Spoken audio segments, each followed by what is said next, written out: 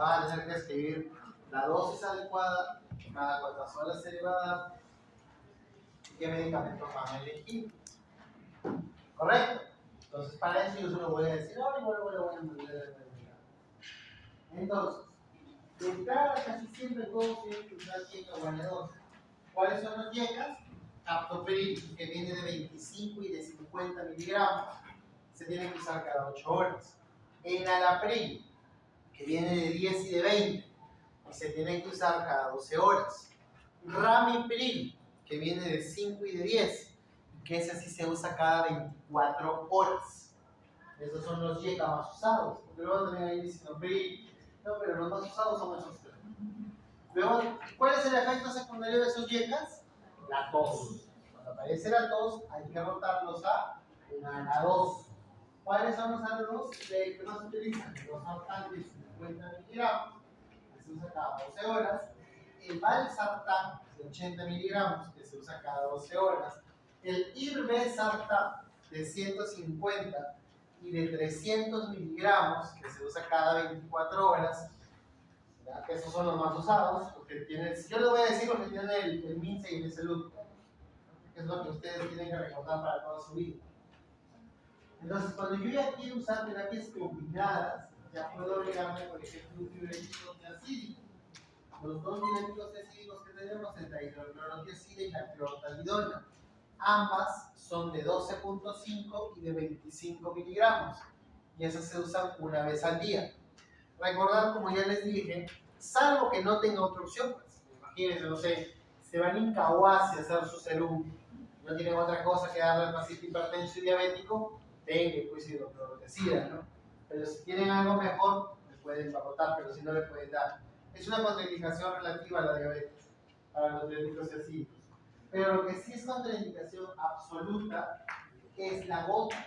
No deben darle pacientes con gota un diurético tiacídico, si en la noche les va a dar las orejas porque le va a dar una crisis gotosa que le va a hacer llorar al pobre muchacho, porque no le vayan a dar diuréticos tiacídicos a un paciente con gota. ¿Qué otro tipo de diuréticos tenemos? Tenemos los diuréticos de ASA, que se emplean fundamentalmente en aquellos pacientes con enfermedad renal crónica estadio 2 en adelante. A la cabeza tenemos el más usado furosemida, que viene de 40 miligramos, aunque lo usan una sola vez bastante bien. Recuerden que furosemida no está exento de provocar hiponatremia y hipocalemia.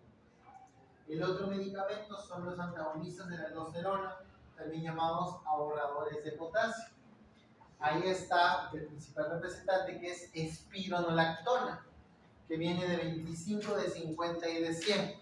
También se usa una vez al día, ¿correcto? No se puede emplear en pacientes con una tasa de filtración glomerular que sea menos de 30 mililitros por minuto, ¿correcto? Y su prima hermana, que es la eplerenona, que les había mencionado al inicio.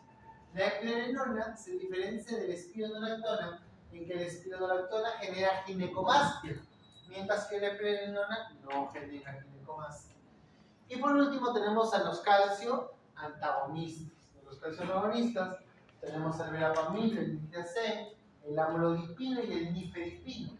Pero los más usados actualmente ya son amlodipino y nifedipino. El amlodipino viene de 5 y de 10, se usa igualmente una sola vez al día. El detalle con el de 10 es que produce edema de miembros inferiores, por eso preferimos usar más el de 5. Y en el caso del nifedipino, es un medicamento que tiene presentaciones de liberación corta y de liberación prolongada. El de liberación corta es el nifedipino de 10 miligramos y ese se usa cada 8 horas. Mientras que los nifedipinos de 30 y de 60 se utilizan cada 24 horas. Entonces, de toda esa lista de fármacos que se reciben, para cuando yo haga el examen, ustedes me puedan decir cómo vamos a usar ese medicamento en específico. ¿Está claro, delegados? Perfecto. Entonces, por su dieta. Por su dieta, van a salir al menos sabiendo cómo van a tratar la hipertensión. ¿Todo claro ahí cómo se trata hipertensión crónica? Muy bien. Vamos ahora a hablar de un punto adicional, que son son las crisis hipertensivas.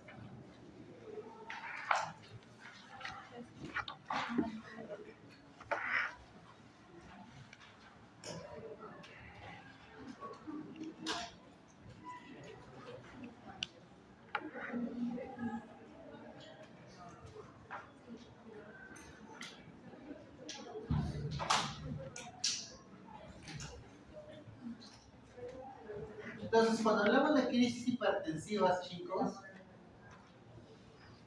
yo tengo que recordar que son dos.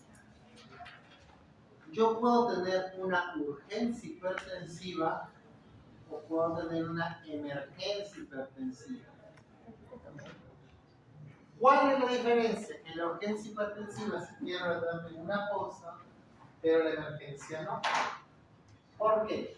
Porque la urgencia hipertensiva no tiene daño de órgano blanco, mientras que la emergencia hipertensiva sí tiene daño de órgano blanco.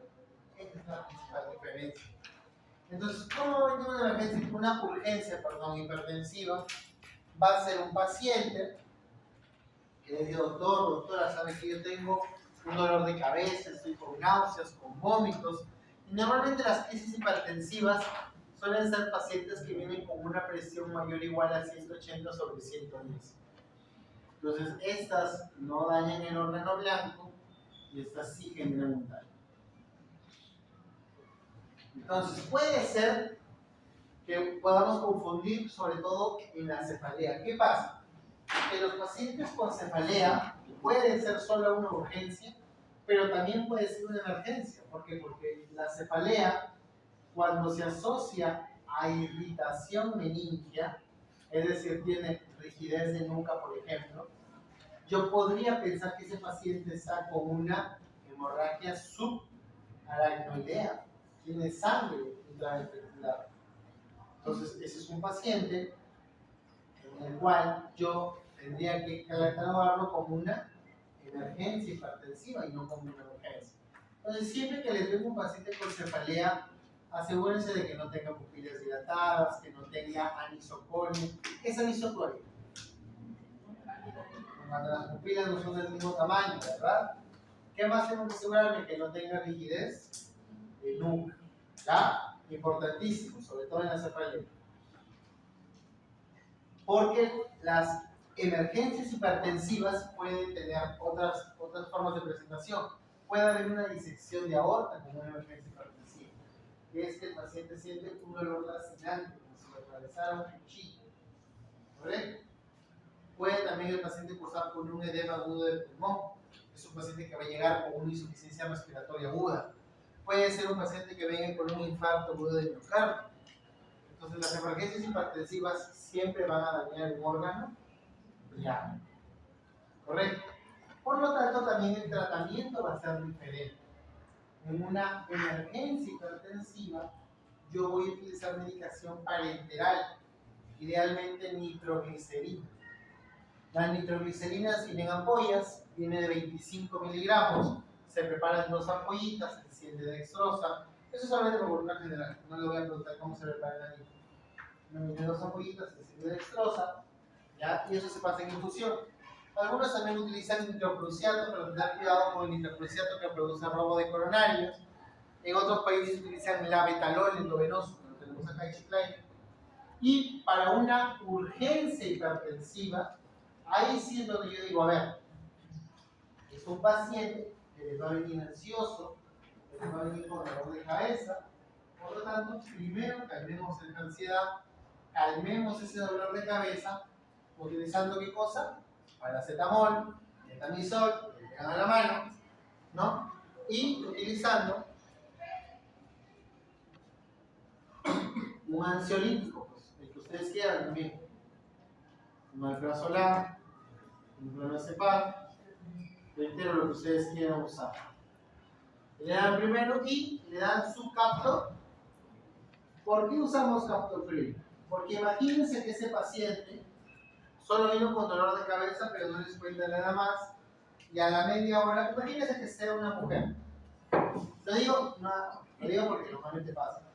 No, una mujer de 55 años que viene con 180 de presión, que le duele la cabeza, no sé qué. A la media hora llega el esposo a buscarla y te enteras de que todo pasó porque se pelearon. Entonces, tú ya le diste el captopril y tú la vas, la reevalúas y la señora la encuentras con una presión de 8,5.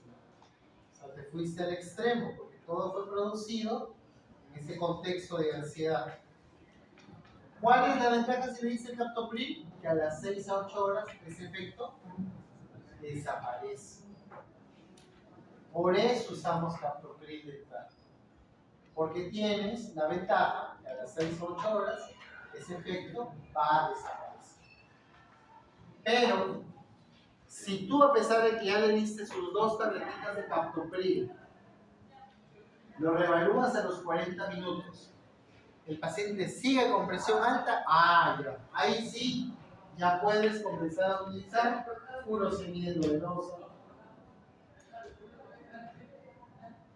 amlodipino. Ya comienzas a usar otras opciones. Pero primero comenzaste con campo. Evidentemente que si es un paciente que te hace el debut de esa forma, lo que tú debes pedirle, señora, por favor, a la mañana, comience a hacer su AMPA. Venga cara posta, no sé, tómese usted la presión, pero comienza a controlar para saber si eso le hipertensa o si, reitero, fue algo del momento. En el caso de una emergencia hipertensiva, probablemente ese paciente sí es hipertenso, porque para que llegue al tanto definitivamente tiene que tener una hipertensión instaurada.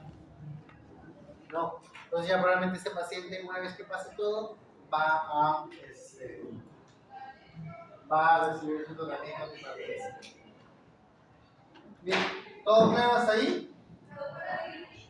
¿Seguros? ¿Alguna pregunta acerca de hipertensión?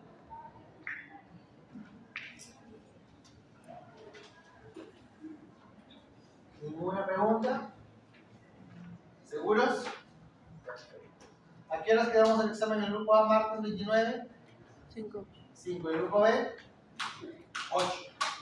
Ya está. Ya saben todos sus horarios. Grupo A, martes 29, 5 de la tarde. Grupo B, 8 de la noche. El C creo que es a las 7 y el D, no, el C es a las 6 y el D es a las 7. El aula les confirmo a los delegados porque voy a pedir un aula para poder quedarme en las 4 horas. Recomendaciones para el examen. Nadie me trae mochilas, nadie me trae cuadernos. Si los traen van a quedarse por acá tirados, no van a estar a su lado. Solamente con un de preferencia de 2 lapiceros, vaya a ser que si les acabe el lapicero en pleno examen. Ustedes se ríen porque ya me ha pasado, sí me ha pasado. ¿Ya? Nada de corrector, no se presta corrector. Si ustedes se equivocaron, le ponen ahí a un ladito verdadero, el otro le ponen falso. Pero no se presta corrector en el examen. Yo soy quien los ubica en las aulas, así que ustedes no tienen por qué ingresar porque igualito lo voy a volver a sacar, me voy a hacer ingresar uno por uno para yo poder acomodarlos. ¿Correcto? ¿Todo claro? El examen dura de 40 a 45 minutos. Termina y se van a su clase. Evidentemente que el otro jueves no va a hacer el examen, no hay clase. No, porque ya van el martes. Y el jueves de la semana que viene, es decir, el 8 de mayo, comenzamos con su exposición. Ya todos tienen sus temas, ¿verdad? Perfecto. Eso es todo, chicos. Pueden ir a seguir el